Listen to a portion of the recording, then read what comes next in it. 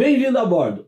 Vamos conhecer nesse vídeo tudo sobre um avião que foi, sem meias palavras, um dos dois bombardeiros mais icônicos de toda a Guerra Fria, ao lado do B-52, e que, como o próprio B-52, continua em serviço e deve alcançar a marca inimaginável de 100 anos de operação. E como tudo da aviação soviética, cercado de mistificações, lendas e umas baboseiras ideológicas. Vamos entrar em sua história e voar com ele. Pronto para o embarque? Então, vem comigo!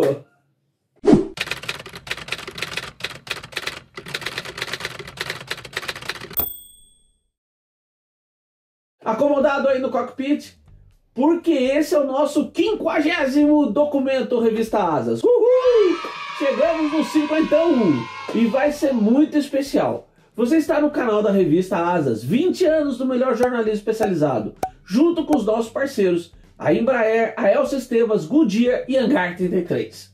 Já dá aí o seu joinha nesse vídeo, compartilhe nas suas redes sociais e ative as notificações. Vamos agora fazer silêncio um pouquinho, só para curtir.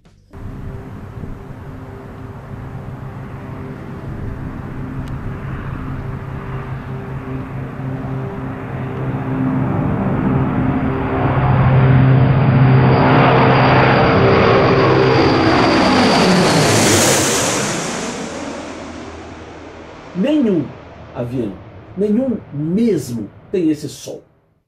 O meu querido irmão, o músico Valdinei Serafim, me diria que aqui tem uma mistura do rugido de tenor dos 4 enormes turbohélices com o canto de barítono da frequência de giro das pás das hélices. E tudo com o passo profundo das ondas de choque sônicas das 32 pontas das hélices. É inconfundível, é inesquecível. E em 2022 vai completar 70 anos de seu primeiro voo. Continua sendo um dos mais impressionantes aviões militares em serviço no mundo. E em sua versão atual, ainda um equipamento versátil e efetivo em suas missões. E como eu disse, deve chegar à inacreditável marca de 100 anos em serviço. Esse é o Tupolev Tu-95. Para a OTAN e o Ocidente, tem um codinome: Bear, o urso, né, Kowalski? Poucas vezes um codinome foi tão bem escolhido. É o mais veloz turbohélice que já voou e tem autonomia para ir para qualquer lugar do globo, a qualquer tempo. Na boa, é um dos meus aviões preferidos.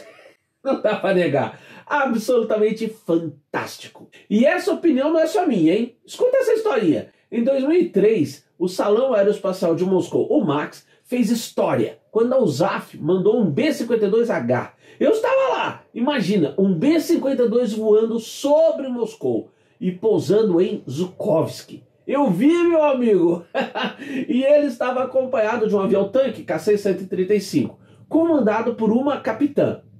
Eu a entrevistei olhando o Bear e ela me disse que tinha sido uma briga de cão no esquadrão por aquela missão. E que ela estava ali muito feliz, ela estava muito feliz de estar ali porque era a realização de um sonho. O sonho? Ver o Bear de perto. É, eu entendi, porque me senti igual quando vi ao vivo um pela primeira vez. E como nasceu esse avião único? Bom, com a Guerra da Coreia, ficou claro que os caças a jato tinham tornado inviáveis os grandes bombardeiros baseados naqueles padrões da Segunda Guerra. E foi assim que a aviação de longo alcance soviética emitiu um requerimento para um bombardeiro estratégico novo, com alcance intercontinental e capacidade de ataque nuclear. Já consagrado como a casa dos grandes bombardeiros, o OKB, o escritório de projetos de Andrei Tupolev, iniciou os trabalhos em julho de 51. E logo se percebeu que a tecnologia de motores a jato puro da época era incapaz de dar o alcance desejado. E aí a equipe se voltou para o trabalho no OKB de Nikolai Kuznetsov, que desde 47 vinha trabalhando no motor turbo-hélice gigante. E olha, gigante para padrão russo é um negócio complicado. E o resultado foi o MK-12, que é até hoje o mais potente turbo-hélice do mundo. Com a versão usada no Tu-95MS atual, tendo potência de 15.000 HP cada. Junto com isso, Tupolev tinha acabado de projetar um grande bombardeiro a jato, o Tu-16, com asas e cauda enflechados. Ele não tinha o alcance intercontinental, mas aí surgiu a ideia de combinar as linhas gerais do Tu-16 com os MK-12 de Kuznetsov. Para isso, adotou-se inclusive uma configuração em que cada motor acionava duas hélices quadripás contrarrotativas, num arranjo entre 6 a 16% mais eficiente que um turbo-hélice com hélice simples, permitindo aos MK-12 dar ao bombardeiro o alcance desejado e em velocidade de um jato como o B-52. Surgiu assim o nosso Tu-95. O primeiro protótipo voou em 12 de novembro de 52, com motores temporário, o 2TV-2. Mas em 11 de maio de 53 o aparelho foi perdido num acidente, com a morte de 3 dos 9 tripulantes. Um segundo protótipo voou então em 15 de fevereiro de 55. Claro, houve uma revisãozinha, de várias coisas. E dessa vez já com a motorização dos MK-12. Por incrível que possa parecer, para o programa de um monstro desses, a campanha de teste de voo rolou bem e o Tu-95 provou que era tudo o que se desejava. E mais um pouco, hein? Seu projeto foi um feito notável de design aerodinâmico, unindo longo alcance com alta velocidade subsônica, boa resistência e carga útil. E tudo com uma célula com amplo potencial de gerar versões e de futuras modernizações, e ainda com uma resistência estrutural absurda. A sua produção foi iniciada já no segundo semestre de 55, e as duas primeiras versões, os Tu-95 e 95M, eram bombardeiros tradicionais, com bombas de queda livre. Mas logo vieram os 95K e KM, que eram lançadores de mísseis. Foram construídos cerca de 120 desses aviões, e deles surgiria uma gama de variantes obtidas por conversão. Os Tu-95A e MA, bombardeiros estratégicos com bombas nucleares, aperfeiçoados. O 95KD, um lançador de mísseis que podia ter ogiva nuclear, dotados de sondas para reabastecimento em voo. O 95MR, para reconhecimento estratégico de longo alcance. E os 95U e KU, que eram treinadores de tripulações. Como você está vendo, ao contrário da sua contraparte norte-americana, o B-52, o Tu-95 foi explorado já de cara em todo o seu vasto potencial para diversas outras missões. Assim, dessa primeira versão de reconhecimento estratégico, o Tu-95MR, que surgiu em 61, veio o 95RT em 64, com sistemas aperfeiçoados. Aliás, esses foram os BER mais familiares, os MR e RT, aos pilotos de caça do Ocidente, principalmente naquelas missões, em que seguiam forças-tarefas de porta-aviões da US Navy e monitoravam os exercícios militares. Aquelas famosas. Na edição 72 da ASAS, eu entrevistei o coronel reformado da USAF, Carol Chip Lamb, que foi piloto de F-4E Phantom II do 50º Esquadrão de Caças Interceptadores.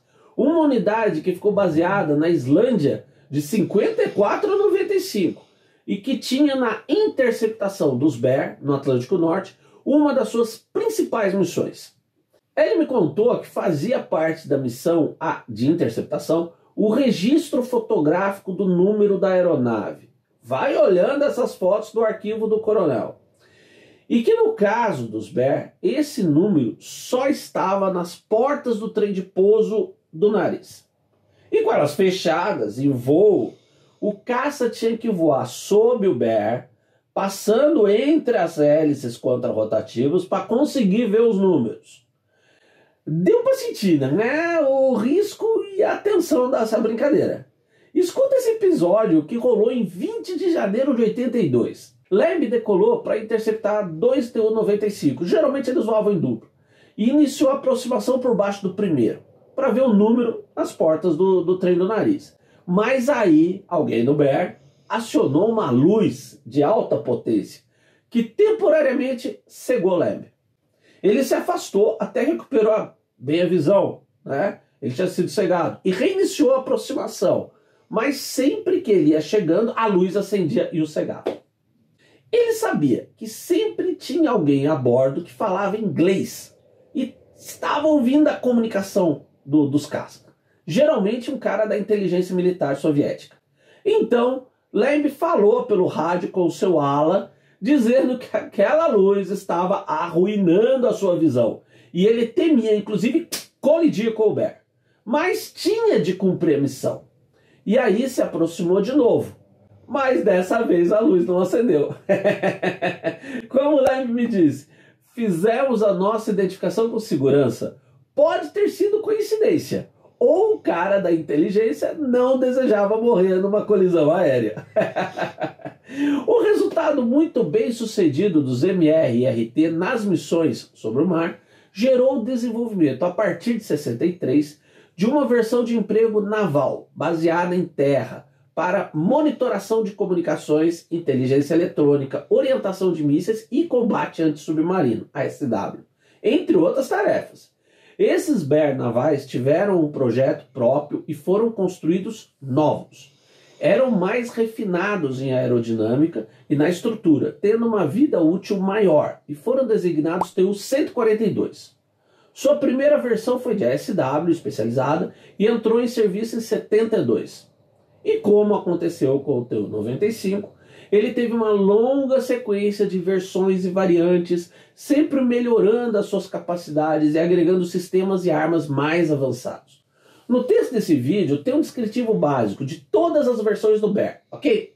Bom, assim que foi colocado em serviço, o Tu-95 logo se tornou popular e, na verdade, muito mais que isso. Tornou-se adorado por suas orgulhosas tripulações, que eram uma elite. Suas acomodações internas eram surpreendentemente espaçosas e confortáveis. Como podia fazer voos de mais de 10 horas de duração sem reabastecimento, tinha cozinha e banheiros e até área de descanso. Nas suas versões mais modernas, seu interior chegou a ser descrito como palaciano, principalmente nos padrões soviéticos. Ele era poderoso, veloz, fácil de pilotar, seguro e extremamente confiável. Como não amar voar num bicho desses? E ainda mais com aquela potência toda. Ah, mas essa popularidade e carinho das tripulações não parece contraditório com o que se lê em muito texto e vídeo por aí de que o Bear era o avião, e é o avião, mais barulhento já operado no mundo? Cara, eu me perguntei sobre isso e fui buscar as respostas. Bom, para começar, vamos falar o seguinte: o Bear é mesmo um avião muito barulhento. Ninguém discute. E no seu caso, tem muito a ver com a sua propulsão singular. Em voo, as pontas das pás das hélices estão em velocidade transônica ou mesmo supersônica. Aí, gerando mesmo muito barulho, num som muito particular, especialmente em altas frequências.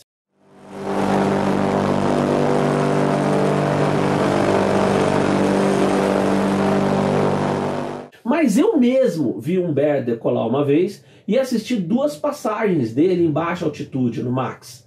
E na boa, não achei o som nada tão escandaloso. É alto, sim, mas não trincou as lentes do meu óculos. Com certeza é único. E eu nunca vou esquecer aquele som. Com muito carinho. Mas, e se eu estivesse mais perto?